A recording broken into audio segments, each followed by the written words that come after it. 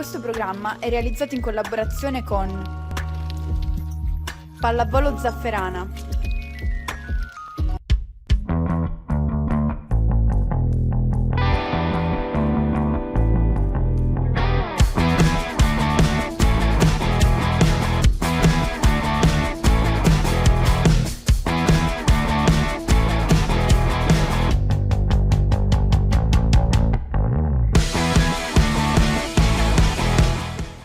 Scuola di pallavolo Rumi, a Catania e Gravina, corsi di pallavolo a partire dai 6 anni, attività motoria di base, corsi di preagonistica e agonistica. Scuola di pallavolo Rumi, 45 anni di storia, ma sempre la stessa attenzione ai più piccoli. Per informazioni contattaci su WhatsApp o telefona al 346 6976 900.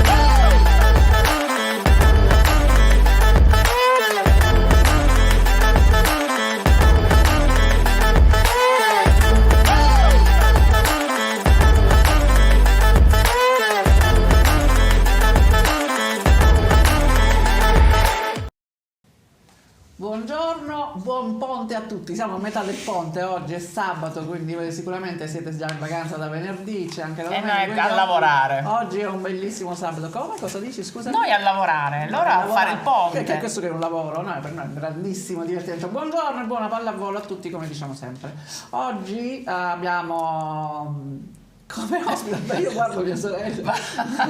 Vabbè, io mi sono vestita da pastorella sarda oggi. Io non la posso Scusate, guardare, quindi questa mia cosa- sorella ride. Sembra- e quindi sembra- Ma ora vi stupirò con effetti speciali, stiamo per arrivare. Qui c'è la Cristina a proposito. La Cristina, mi dai 3 minuti? La tengo io? Ti dico, Sì. io presenta la So, vestita da carnevale, ho anticipato carnevale, va bene. Prego. Ho 3 minuti? Sì. Sono Sì. partiti. Giuliana Guardo, finalmente Ciao. Giuliana Guardo, Ciao, una grazie. mia allieva, una delle mie migliori allieve senza che le altre si Una offendano. creazione proprio. È Una vero. creazione proprio vero. plasmata. È E vero. ora hai appeso le scarpette al chiodo. Diciamo di sì, lo dicevo da tanti anni, almeno 7-8 anni, però ogni anno poi mi facevo tentare, però quest'anno pare di sì. E ti sei Dice, ma come, così giovane hai smesso di giocare? Invece no, proprio giovane non sono. Gli anni si li ammuccia. Me le ammuccia ammuccio, benissimo. le ammuccio sì, 49, lo dico con... vabbè, incredibile. Incredibile. No, perché fino all'anno scorso ancora ho dato una mano, diciamo, in campo con molto lo puoi piacere. dire, con orgoglio e con Sì, grande con orgoglio, soddisfazione. davvero, questo lo dico veramente perché anche quest'anno avrei continuato, diciamo, la passione non manca mai, però bisogna anche capire i propri Io che ho limiti. smesso a 40 anni, una dilettante proprio. Ma io, cioè, è una passione che penso non morirà mai. Me l'avete contagiata voi, Contagiata, perché l'abbiamo- assolutamente io da voi ho iniziato e quindi...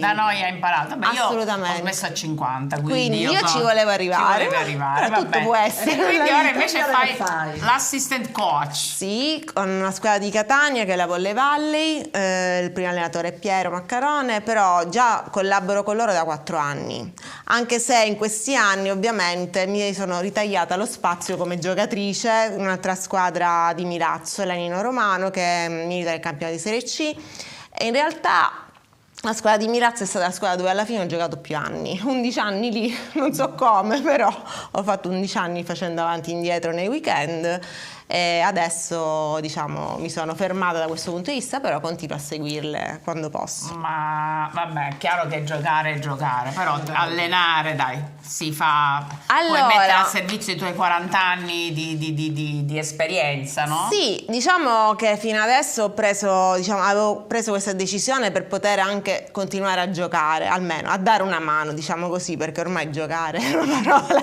puoi grossa, però diciamo come allenatrice ho avuto un'esperienza in realtà. Un anno in Serie C alle Toianni abbiamo pure fatto una promozione in B2.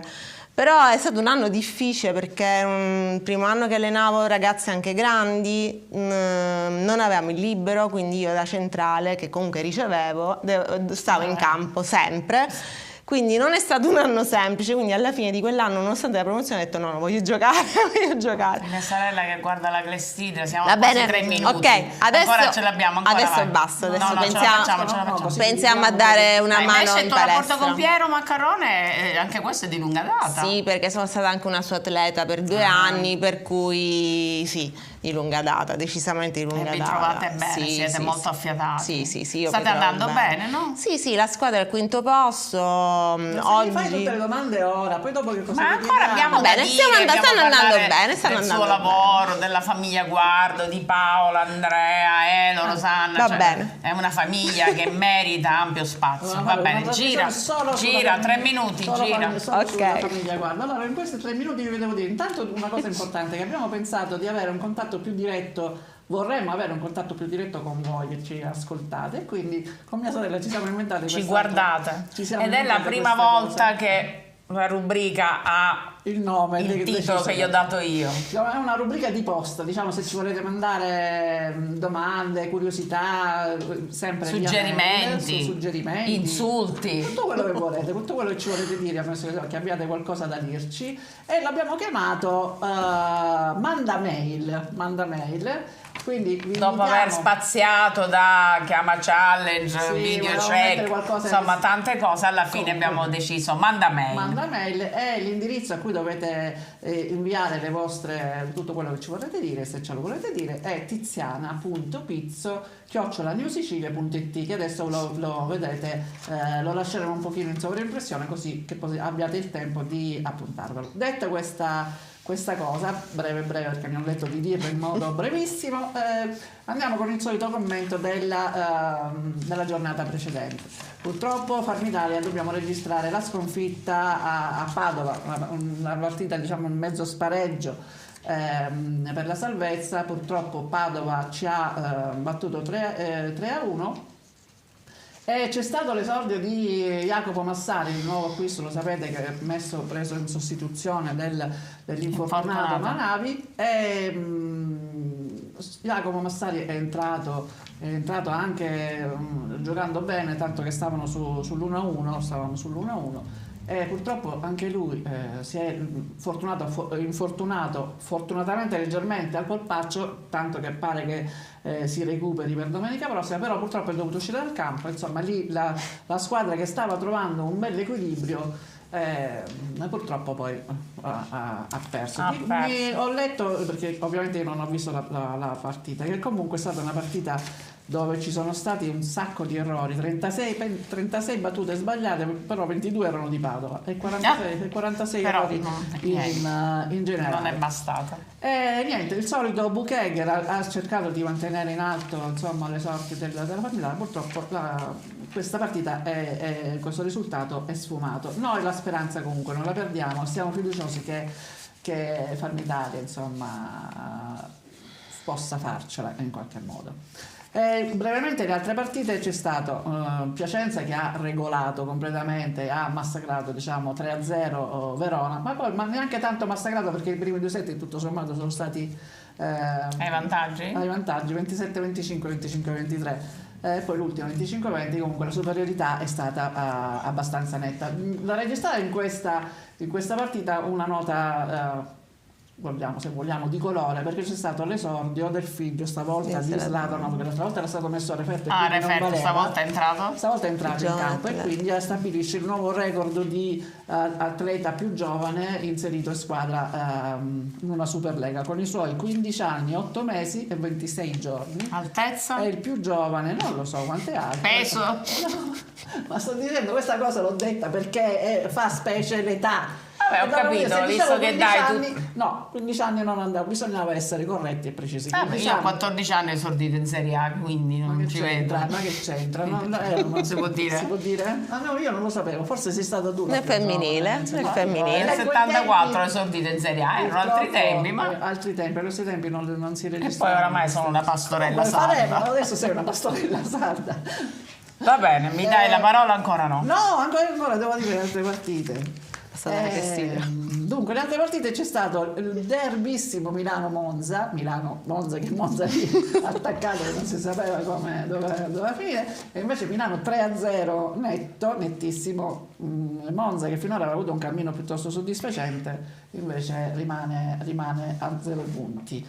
Le ultime due partite di cui voglio parlare sono Civitanova-Trento, dove Trento è andato a Civitanova e praticamente non li ha letteralmente asfaltati, sì, con un Micheletto Super, come al solito MVP anche lui, mentre la Lube Civitanova completamente. Prego, mi dica. Mi metti la clessidra, non ho 3 minuti. No, per questo no, no, perché giro, i soliti allenatori da tastiera, gli allenatori da tastiera avevano criticato la Saturnia che era andata a Trento e aveva perso 3-0. Cioè, non è che sono andati, come ho detto già l'altra volta. Se Trentino va a Macerata e come dici tu regola con un 3-0 la Lube, cioè non è che arriva con tutto il rispetto e tutta la voglia e il tifo per la Saturnia, cioè però un attimo, cioè, non è sicuramente quella la partita da vincere, ecco, quindi vorrei dire ai tifosi di stare calmini, che insomma, anche meno che non... ce l'ho Sono fatta, d'accordo. l'ho detto. Sono d'accordo.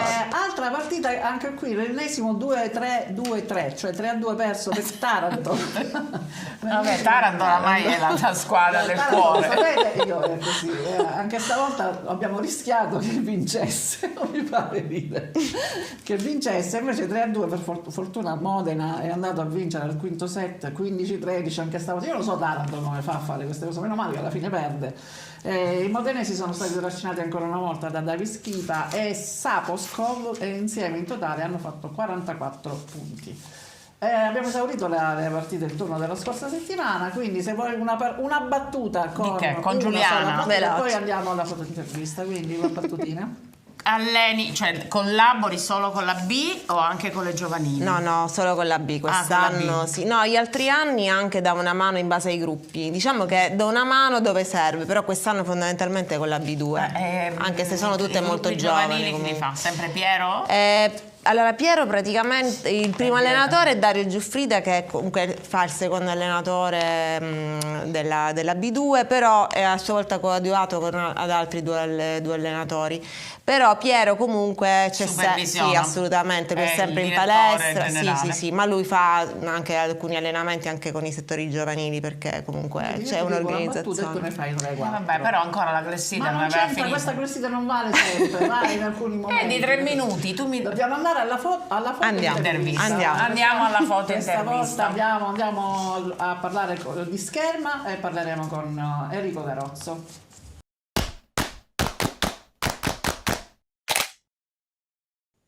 Come vi avevo detto, il nostro ospite di oggi ci porterà nel suo mondo, nel mondo della scherma, perché abbiamo con noi Enrico Garozzo. Ciao Enrico, buongiorno. Ciao Enrico. Enrico, lo faccio una brevissima, perché la carriera è abbastanza lunga di Enrico, una breve presentazione. Lui è stato argento individuale ai campionati del mondo cadetti del 2006, mi pare, in Corea. Poi vediamo se ho studiato bene, se ho preso bene le mie informazioni. Bene. Poi un oro individuale ai campionati del mondo giovani, cioè al di sotto dei 20 anni da Cireale nel 2008, e poi prestigiosissima la medaglia d'argento a squadre, questa volta a Rio. A Rio, che era in squadra con il nostro nipote, amatissimo Paolo Pizzo. Che è un tuo carissimo amico, mi sembra di capire, no? Di ricordare. Esatto, come Paolo abbiamo vissuto tante battaglie, tante esperienze e ci lega un sentimento di amicizia forte, la pedana. Io ogni volta ricordo questa semplice cosa, io sono testimone di nozze di Paolo, quindi questo ci dà la spiegazione di quello che è il nostro rapporto. Ecco. Certo, iniziamo subito con la prima foto. La prima foto è, non so se è quella dell'Under 17 o dell'Under 20, la tua medaglia, credo, no? Qui sei giovanissimo. Sì, qui sono giovanissimo, con i capelli molto lunghi. Qui siamo, come dicevate ora, le medaglie ai campionati giovanili. Questo è in Corea, il mondiale di Tabac del 2006, quando per la prima volta mi sono affacciato a livello internazionale, una competizione davvero importante, sembrava veramente qualcosa di incredibile, di assurdo. Noi che venivamo da una palestra da Cireale in un garage in sottoscala, quindi ci siamo trovati dall'altra parte del mondo in una cosa veramente immensa, enorme, e già solo la distanza faceva capire quindi quanto fosse comunque importante quel tipo di manifestazione di trovarmi con la medaglia al collo al termine. Non me lo sarei mai aspettato, ed è stata una delle soddisfazioni probabilmente più grandi in un momento importante della mia carriera, perché mi ha fatto capire che veramente avevo le carte in regola per fare davvero bene anche in un futuro, non solo a livello regionale, nazionale, giovanile, ma insomma, la medaglia ai campionati del mondo Under 17 ti apre le porte ad un mondo che poi è stato quello che ho conosciuto fortunatamente nel corso della mia carriera. Quindi immagino che sia un ricordo assolutamente indelebile nella memoria, perché chiaramente quando uno raggiunge questi risultati da così giovanissimo per forza devi non dimenticare. La successiva invece sei un po' più grande, qui che medaglia è e dove sei? Qui sono un po' più grande, rispetto alla foto precedente saranno passati una quindicina d'anni circa. Lì siamo ai campionati europei di Düsseldorf nel 2019. Per me è una medaglia importantissima perché è stata una medaglia che è venuta dopo un periodo davvero complicato per me. La ricordo infatti con un particolare affetto perché è stata la medaglia del riscatto. Io ho avuto un grandissimo infortunio qualche anno dopo Rio e sembrava insomma che non potessi più riuscire a tornare a tirare i livelli di Rio post Rio. Sì. Quindi ricordo l'anno precedente, insomma, la fine del 2017, inizio del 2018, quando non riuscivo proprio a tenere la spada in mano dal dolore che avevo alla spalla. Ricordo un post gara dove sono scoppiato in lacrime perché non riuscivo proprio a tenere la spada in mano, e lì pensavo che fosse insomma, in qualche modo arrivata anche la fine, mentre fortunatamente ho trovato le persone giuste che mi hanno fatto fare il percorso terapeutico corretto e che poi mi hanno portato a salire su quel podio con quella medaglia al collo, che per me è stata, come dicevo appunto, la medaglia del riscatto, perché mi ha fatto riprovare quelle sensazioni che pensavo non avrei più potuto riprovare a causa di quell'infortunio. Bravissimo, complimenti, non lo sapevo questo fatto. Rialzarsi è sempre importante per questa di riscatto dopo l'infortunio sono sempre importanti, ne sappiamo qualcosa. Dimmi. Ma no, io ora entro nel merito, perché ora vabbè, qua già sei con Paolo, so che voi siete ovviamente molto amici, ma mi pare di sapere che gli avete fatto uno scherzettino dei tanti, non male, di un servizio fotografico. Ce lo vuoi raccontare cosa avete combinato? Questo scherzo è fantastico e credo anche di avervi mandato una foto. Spero che ci sia tra le varie. No, non c'è, non l'ho trovata questa. Non c'è, siamo io, Marco. Ah, forse sì, allora c'è. Quella lì dove c'è la Fiammingo? È la successiva. Esatto. Ti ho spoilerato. Vabbè, è la successiva, la puoi mettere, Santi?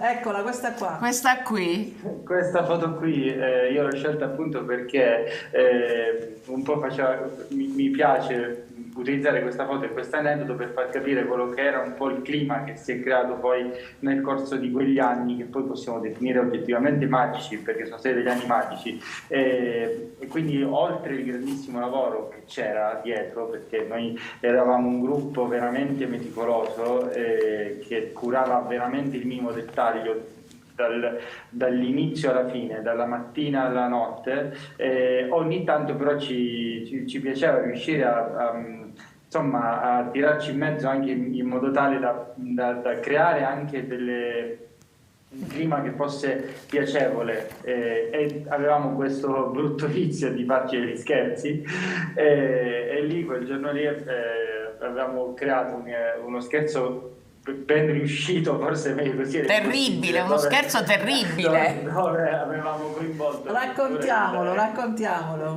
Abbiamo coinvolto addirittura il responsabile del settore fotografico della federazione, Augusto Bizzi, che ha chiamato Paolo un pomeriggio di un ritiro a Formia, dicendogli che insomma il pomeriggio sarebbe arrivato un suo collaboratore per fare delle foto per un'importante rivista, se non ricordo se fosse Vogue o qualcosa di questo genere qui.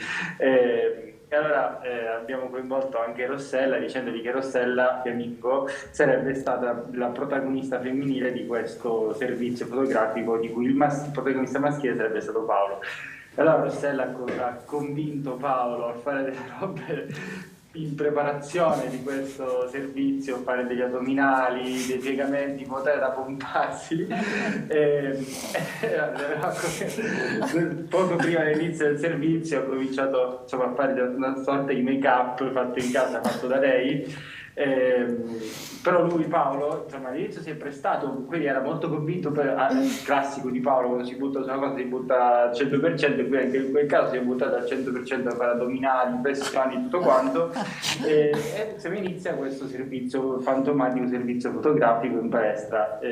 Solo Paolo e Rossella erano in palestra, tutti gli altri eravamo fuori ad aspettare un po'.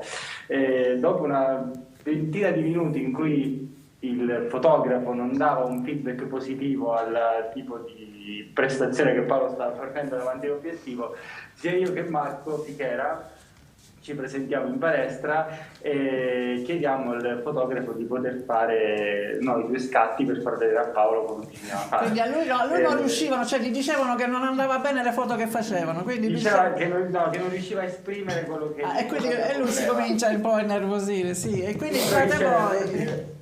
Io e Marco insomma, ci presentiamo davanti all'obiettivo, facciamo delle pose ridicole e il fotografo diceva ottimo, bellissimo, proprio così che mi piace, e spostava Paolo sempre più di lato e prendeva sempre più me e Marco, diceva no ma facciamo questo, magari cambiamo, protagonisti al maschile, prendiamo loro. Paolo iniziava ad andare in giro e passava da dietro, diceva insomma delle parole che non posso ripetere perché mi e quindi no, perché questo servizio è per me, perché siete venuti qui, tornate via, che poi alla fine insomma siamo scoppiati tutti. Quando gli avete detto che era uno scherzo, conoscendo Paolo, cosa ha fatto? Proprio da scherzi a parte, sì. Sì, no, era da scherzi a parte. Lì per lì, devo essere onesto, l'ho preso bene perché si è reso conto che lo scherzo era stato orchestrato in maniera perfetta. Era stato e quindi ha dovuto riconoscere la bravura nostra. Ma infatti stamattina me l'ha detto, te lo racconterà Enrico. Ma vedi la coincidenza? Ma infatti mi ha detto la cosa divertente che aveva fatto, hanno fatto uno scherzo incredibile che proprio lui non aveva assolutamente pensato potesse essere uno scherzo. Parte, bravi, bell'ambiente. Le espressioni della foto, se la possiamo rivedere, si vede che siete assolutamente proprio morti dalle risate. È bellissima questa cosa. Invece andiamo a quella successiva. Ma abbiamo saltato la medaglia delle Olimpiadi. Abbiamo saltato le Olimpiadi, vero? Abbiamo saltato le Olimpiadi. Questa è bellissima. 2 parole sulle Olimpiadi bisogna dirle per forza, no? Enrico, dimmi. Vabbè, l'Olimpiade si commenta da sola, cioè Olimpiade, qualsiasi cosa viene detta in più è superflua.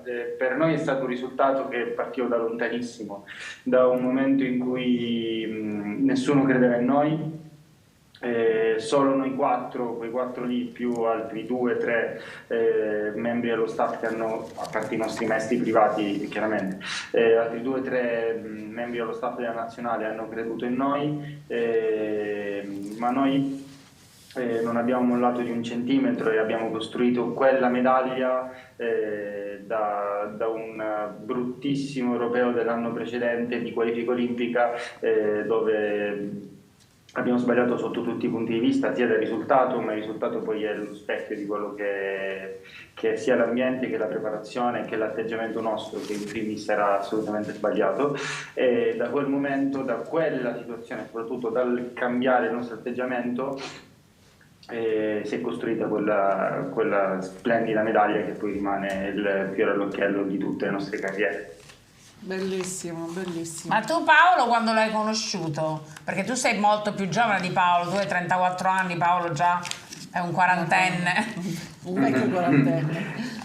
Io Paolo l'ho conosciuto, adesso l'anno preciso non lo ricordo, ma quando io mi allenavo ancora da Cireale, lui ancora a Catania, prima di trasferirsi a Roma, ci allenavamo insieme in quel periodo lì. Adesso l'anno esatto non lo ricordo, però... Eravate molto giovani. Piccoli. Sì.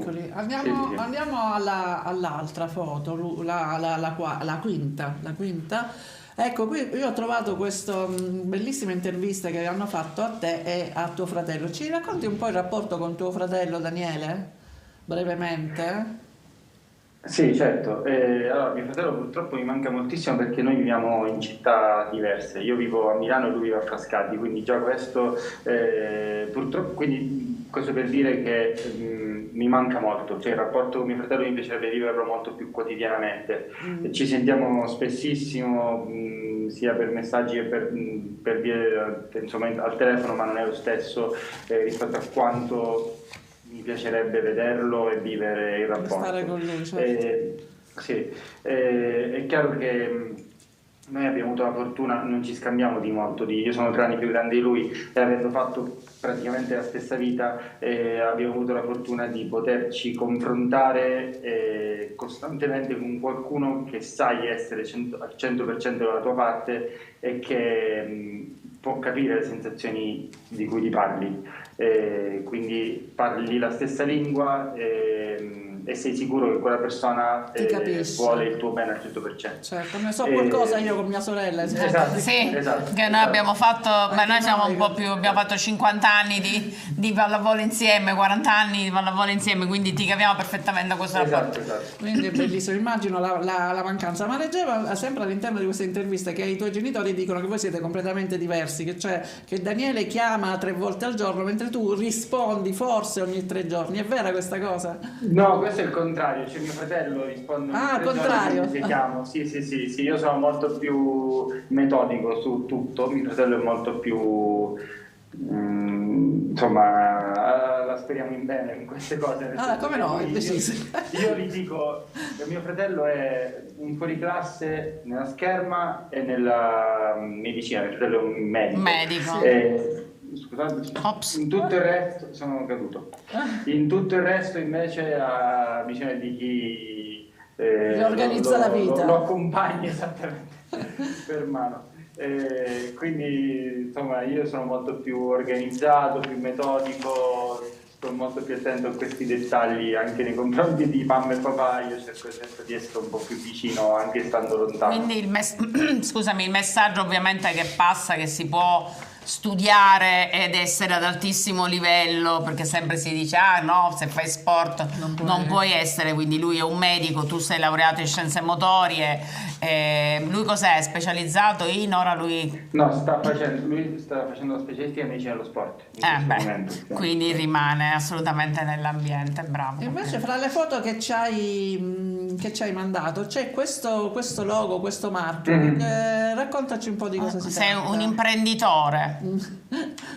Sì, nel senso che questo logo qui rappresenta tutto quello che io e la mia compagna Erika stiamo costruendo per il post carriera sostanzialmente.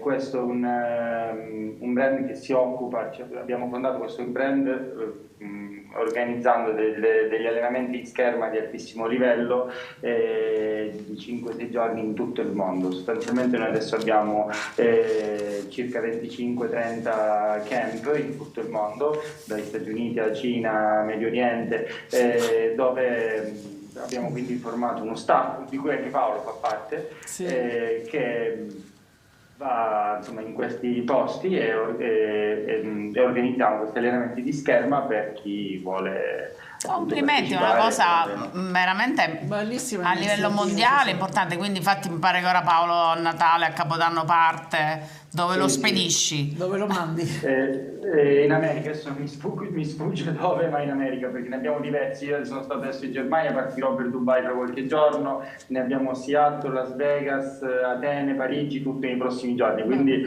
un po' mi sfugge dove andrà. E la tua compagna è pure una schermitrice, medaglia d'oro. Hai accennato telefonato poco fa alla tua compagna, abbiamo la foto infatti insieme a lei. Raccontaci come anche lei, una spadista, credo, mi pare che sia spadista come te, o comunque schermitrice. Dove vi siete conosciuti? Com'è questa storia? Facciamo un pochino di gossip. Sì, lei A parte, scusami se ti interrompo, È bellissimo. che è bellissima, e quindi complimenti. Capiamo perché tu ti sei innamorato. Quindi poi raccontaci un po'. Lei è campionessa olimpica, anche lei fa spada, campionessa olimpica a squadre e tira per l'Estonia. Loro hanno vinto a Tokyo. Noi ci siamo conosciuti nel 2014, agli europei del 2014, quindi l'estate del 2014. Insomma, lì è stato un amore a prima vista, per quanto mi riguarda, perlomeno. Magari lei ci ha messo un po' più di tempo. È sempre così, noi siamo più lente, le donne sono. Esatto. Abbiamo vissuto a distanza per il primo anno e mezzo, i primi 2 anni, fino alla fine delle Olimpiadi di Rio.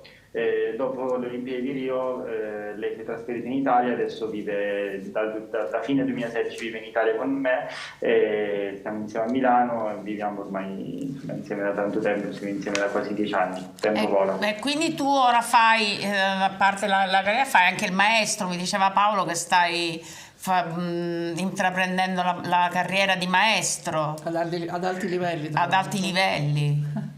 Sì, diciamo che quest'estate ho ricevuto quella classica proposta irrinunciabile. Io mi trovavo in un momento in cui, dal punto di vista agonistico a livello internazionale, un attimo avevo un po' perso le motivazioni, visto che dopo 12 anni di mondiali, olimpiadi consecutivi, diciamo che l'anno scorso non ero stato selezionato per partecipare dal nostro ufficio tecnico ai campionati zonali e mondiali, quindi che sono poi il clou della nostra stagione, in un momento in cui io mi sono rimesso in discussione, quindi dopo 12 anni ho accettato di fare anche un po' di gavetta, quindi sostanzialmente di partire da zero per cercare di riconquistarmi un po' di squadra.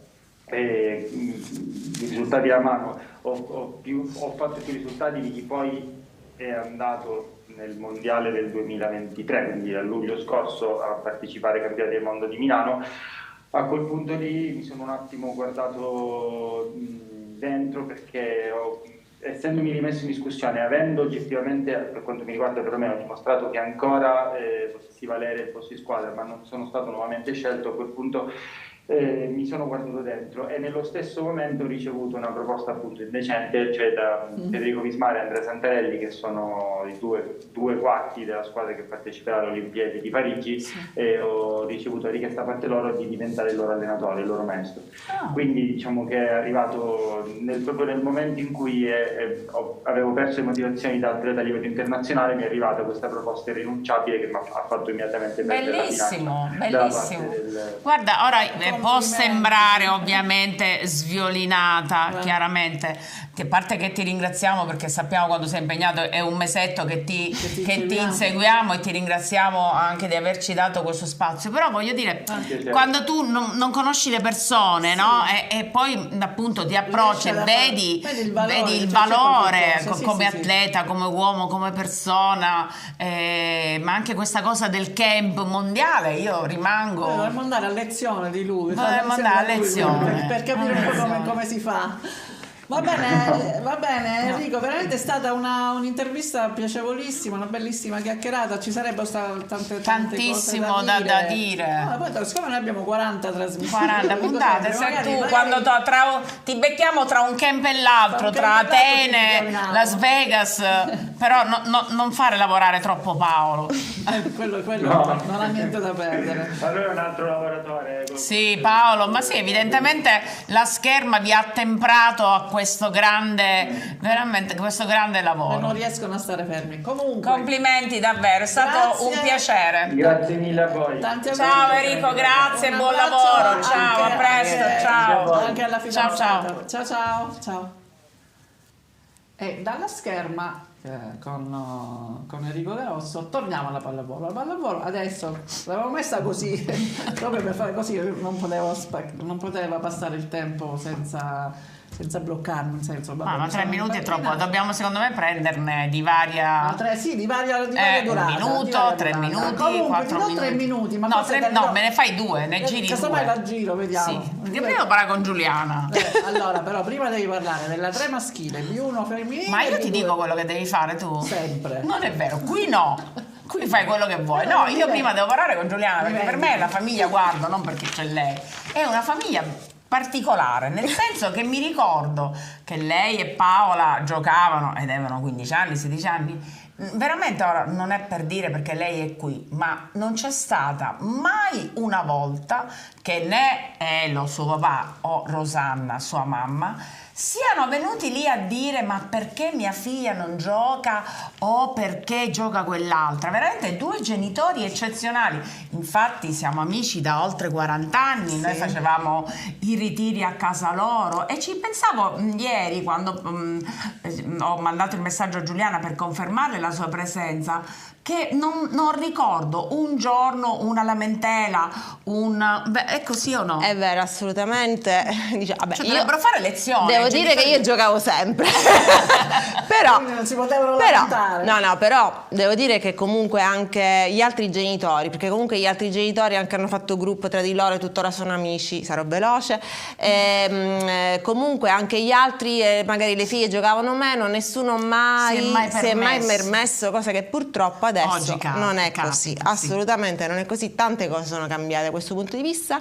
Ricordo perfettamente i nostri collegiali perché mia madre prendeva le ferie per poter cucinare a noi. Per tutti quanti. Per tutti quanti, facciamo i collegiali a casa a Zafferana per le giovanili prima delle finali importanti, eccetera. Poi si organizzavano, i genitori prendevano i pulmini per fare le trasferte, ci hanno seguito sempre. Ma questa cosa ora non esiste più, vero? Questi gruppi di genitori. No, i genitori seguono le ragazze, questo non lo posso dire, seguono. Però probabilmente C'è qualche genitore un po' che ci sono molte pretende. aspettative sulle giovani, molte giovani hanno già i procuratori in alcuni ambienti e mi sembra un po' eccessivo, dico la verità, sì. Sì.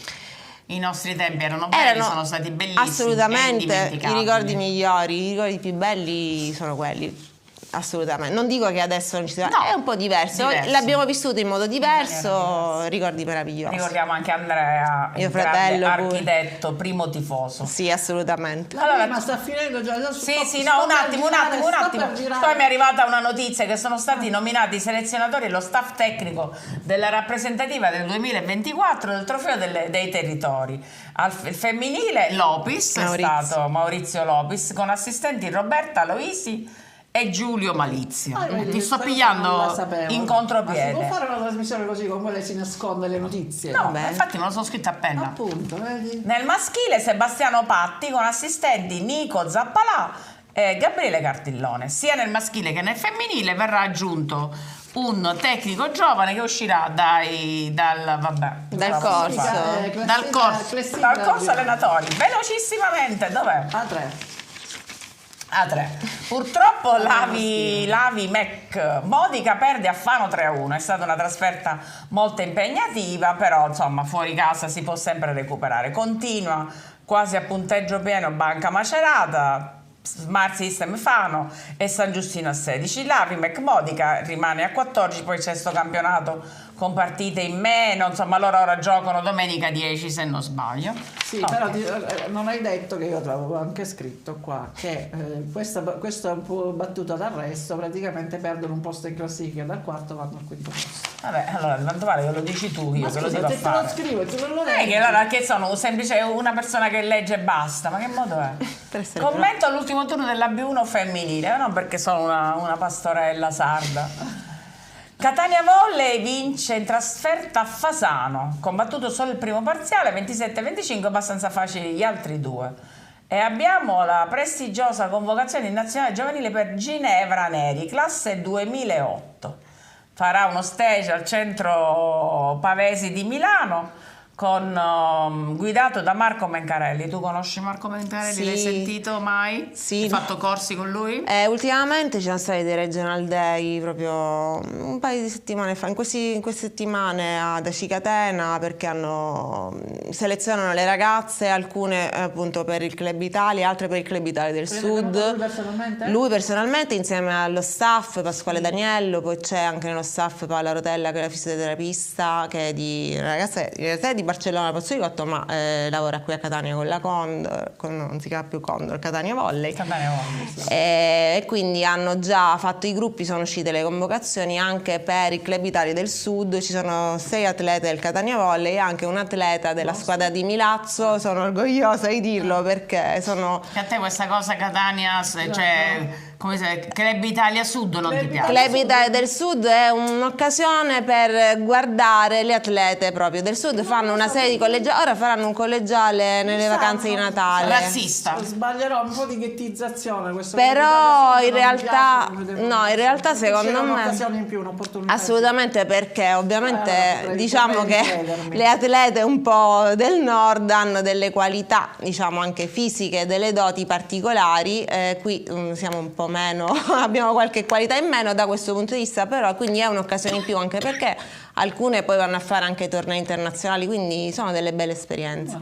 Abbiamo avuto anche nella Volley Valle una ragazza, Lucilla Scuderi, una 2004, che pure ha partecipato. Assolutamente. Se no sicuramente non possono competere con gente che è alta 1,90 m. Sono altre realtà, però almeno sì. Così le vedono, provano Esatto. questa esperienza, poi magari se c'è quella che riesce a Ma emergere. no, ti dico, anche il fatto di partecipare a questi collegiali per loro sicuramente è assolutamente. Certo, è un'occasione sicuramente, sicuramente.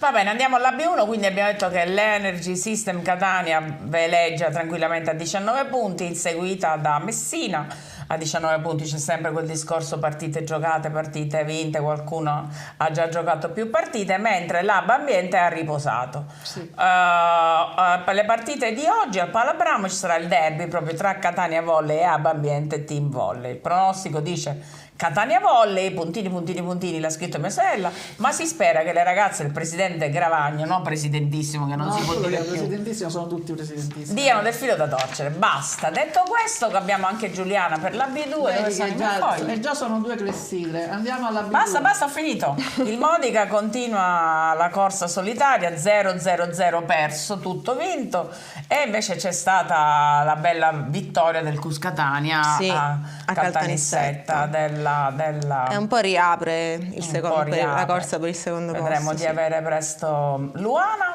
E invece voi avete vinto 3-1, sì, 3-1, un altro derby. È derby. stata una partita anche questa, diciamo, abbastanza tosta.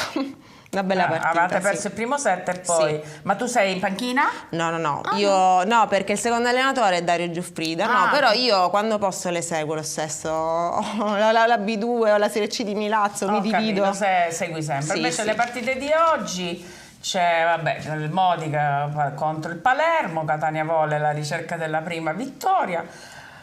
Partita casalinga per il Cuscatania contro il Vibo Valencia, squadra che è in zona retrocessione. E voi invece dove andate? Noi giochiamo in casa contro una squadra calabra, San Lucido. Scusami, non me l'hai non l'ho scritto. messo. Beh, lo dico io.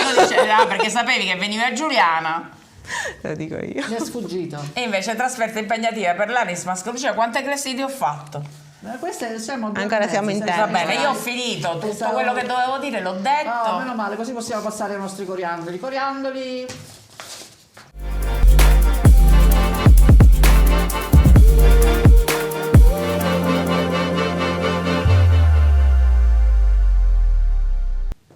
Il coriandolo di oggi è un coriandolo un po' più moderno. Di solito abbiamo raccontato storie passate. Quella che vi racconto adesso invece è un coriandolo al quale io ho assistito proprio nel momento in cui stava succedendo questa cosa in televisione. Io stavo proprio guardando e quindi mi è rimasto impresso perché proprio sul momento mi colpì. Era il Tour de France del 2022 ed eravamo a 28 km dalla fine della 18ª tappa, dove c'è questo duello bellissimo che c'è stato per quasi tutto il giro, il Tour de France appunto. Allora con il danese Jonas Vingegaard in maglia gialla e il suo avversario più diretto, quello che ha combattuto per la maglia gialla fino alla fine, il famosissimo campione fenomeno sloveno Tadej Pogačar. Come vediamo nel filmato, qui siamo nella discesa prima dell'ultima salita, c'è Pogačar in testa, quello bianco, che però va lungo su questa curva e fa questa caduta veramente stupidissima, cioè proprio in quel momento era in testa davanti alla maglia gialla e quindi si trova costretto a recuperare. Ora si vedrà che arriva il suo distacco a circa 8 secondi, che per il ciclismo è un distacco notevole, difficile anche da recuperare. E quindi che cosa accade? Lui cerca di raggiungere, di ripristinare appunto la classifica come era, cioè di rimettersi in vantaggio, però è chiaro che quello è un fenomeno, anche l'altro si fa un po' fatica. Adesso lui dopo questa curva si vedrà, lo vedete, c'è davanti la maglia gialla, si vedrà Vingegaard che si volta a guardare e si accorge, perché lui praticamente ha deciso di aspettarlo. Qui rallenta decisamente, ancora si volta a controllare l'avversario e invece di approfittare, come ormai si fa tranquillamente nel ciclismo, cioè se uno cade gli altri vanno avanti e non lo aspettano, se non i suoi compagni di squadra, lui invece lo aspetta. Qui si scambiano, quello lo ringrazia, gli stringe la mano, gli fa segno così col pollice, gli dice grazie e praticamente si rimette lui in coda e ha dichiarato poi a fine gara, dice io non volevo vincere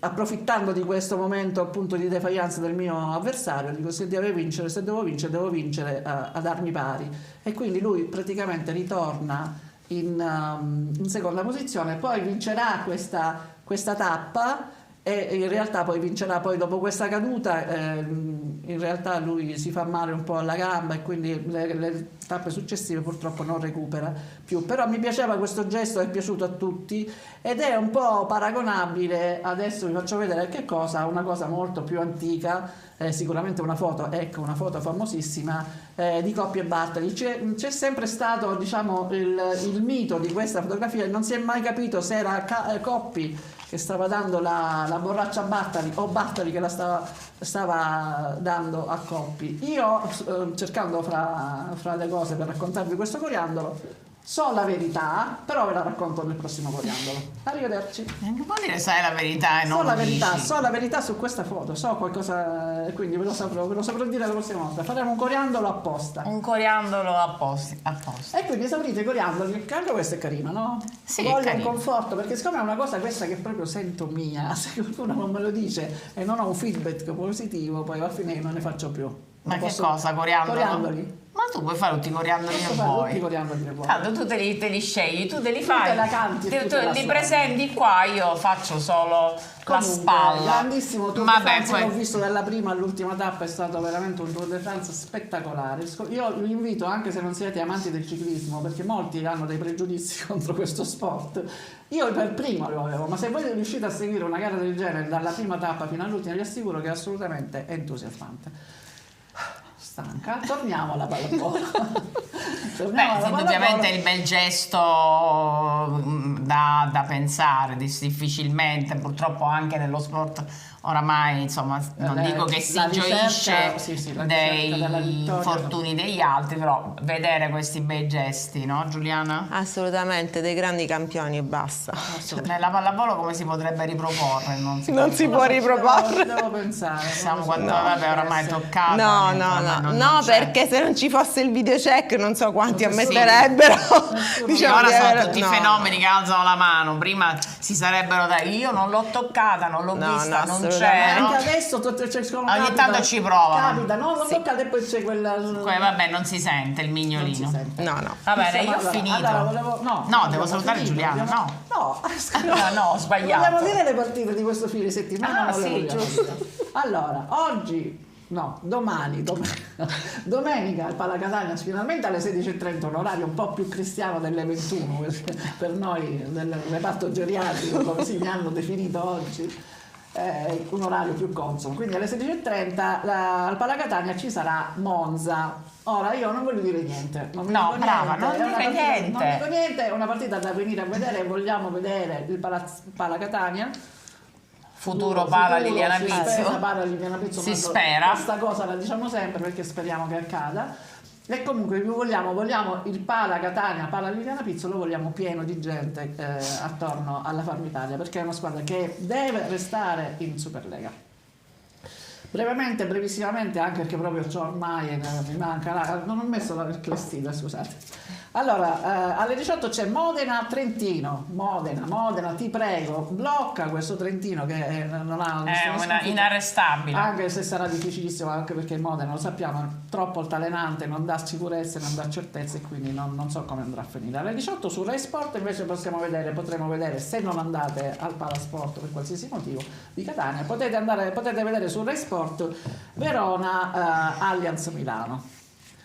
Noi tifiamo per Allianz Milano, perché Non lo so, questi giri ce li hai tutti quanti tu. faccio tutti i conti per cercare di dare poco spazio alle squadre che potrebbero essere poi, diciamo, a fine campionato dirette concorrenti per non retrocedere come la Farm Italia. Infine Perugia. La squadra di Lorenzetti, e questo turno lo aveva già anticipato, quindi ha già vinto il 22 novembre, ha battuto in casa, batté tempo fa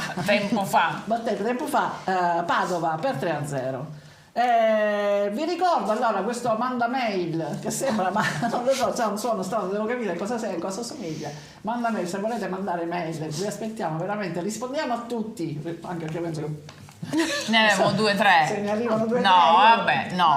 Allora, Si inizia. Noi ci allarghiamo, così, non avremo tempo per leggerle tutte. Noi Ma vabbè. garantiamo comunque il massimo impegno nelle risposte, quindi manda mail, cioè a tiziana.pizzo@newsicilia.it. Ovviamente a Tiziana.pizzo. Ma No? perché tu non sai neanche aprirle le mail?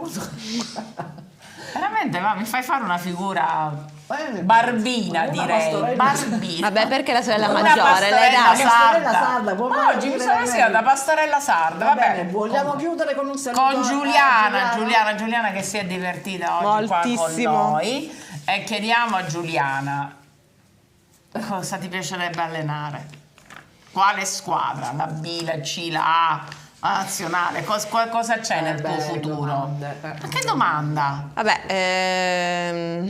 guarda, forse partire dalle giovani, perché le giovani li puoi plasmare un po' a tuo piacimento. No, nel senso, penso sia molto bello poter trasferire L'esperienza, esatto. Però per il momento va bene anche così, perché comunque anche nel mio ruolo, il mio piccolo ruolo, sempre un consiglio, qualcosa, una parolina Ma anche perché tu pensi che col tuo lavoro sei una biologa. Sono una biologa, sei lavoro. impegnatissima, non Sì, è che tutto hai- sommato i pomeriggi riesco comunque a organizzarmi, ritagliare. quindi sì, altrimenti non avrei preso l'impegno. Va bene, quindi ringraziamo Giuliana. Grazie a guarda, voi. Giuliana, chiediamo- Salutiamo Elo, Rosanna, Andrea e Paola. Tutta la famiglia. Grazie. guarda. Guardo che ci è stata sempre vicina in tutta la nostra carriera.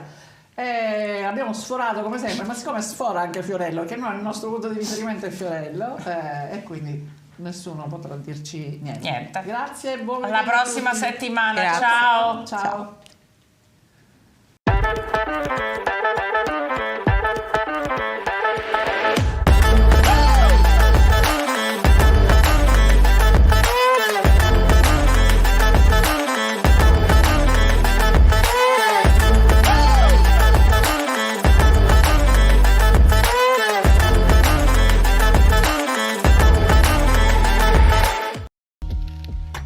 Questo programma è stato realizzato in collaborazione con Pallavolo Zafferana,